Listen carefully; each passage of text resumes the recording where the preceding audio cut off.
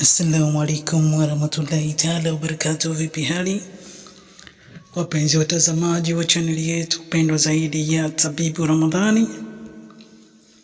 Huyo ndiye Tabibu Ramadhani kwa wale ambao hawajamfahamu Tabibu Ramadhani, kwa sababu kuna video nyingine ambazo hazijabeba sura yake bali zimebeba kile kitu ambacho anazungumzia, mfano pete ama jicho la tatu kutoka nje ya mwili, lakini na vile vile na mambo mengine ya kitiba, lakini sura yake watu wengi hawajaweza kuifahamu.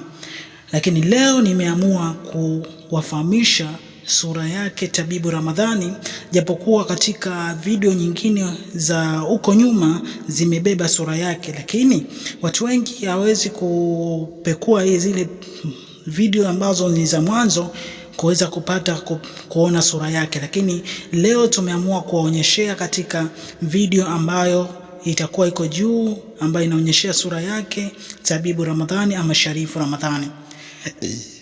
Huyu ni mtu ambaye amejaliwa na amezaliwa akiwa na maajabu katika mwili wake.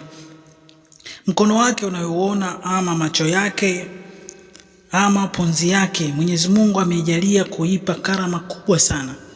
Anapoongea neno kukwambia utafanikiwa, basi inshallah na kweli utafanikiwa.